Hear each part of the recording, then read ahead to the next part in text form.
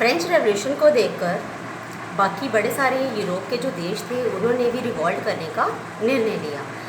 अब इस रिवॉल्ट के चलते हुए जर्मनी में भी एक रिवॉल्ट हुआ, जर्मनी में की रेवोल्यूशन आई, तो उसके तहत क्या हुआ उसके बारे में हम लोग पढ़ेंगे। तो उसमें था Frankfurt parliament.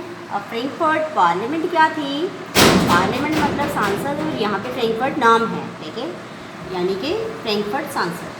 As the result of French Revolution of 1848, a revolution also took place in different provinces of Germany।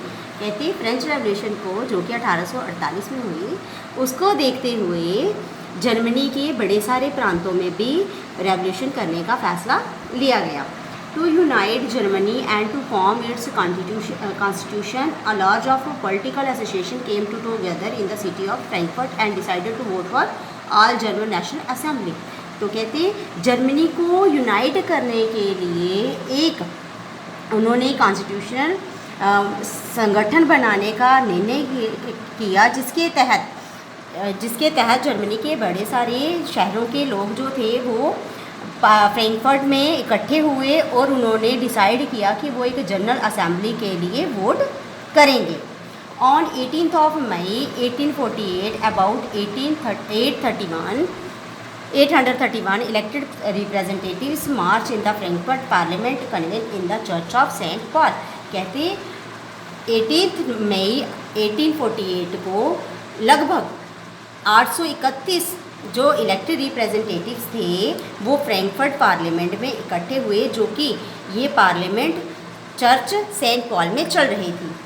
They drafted a constitution for a German nation to be headed by a monarch subject to a parliament.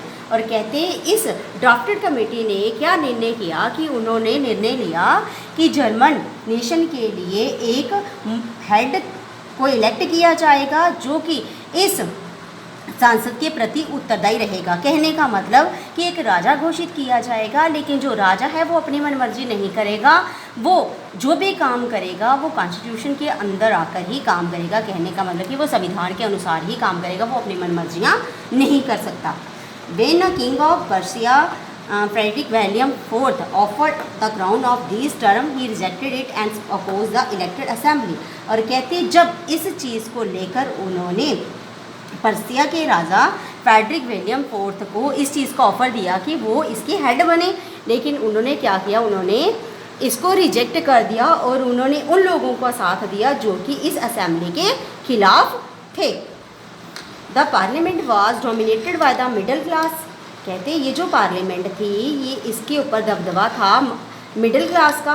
Who restricted the demands of workers and artisan and considered loss their support. और कहते इसके ऊपर दबदबा था middle class का, और ये जो मिडिल क्लास थी ये वर्कर्स की और आर्टिजन की मांगों को पूरा नहीं करना चाहते थे। कहने का मतलब कि वो इनको नहीं मानते थे।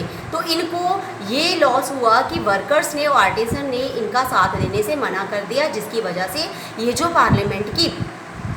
पार्लियामेंट उन्होंने बनाई थी ये ख़त्म हो गई, इसको किसी भी तरीके का कोई सपोर्ट नहीं मिला।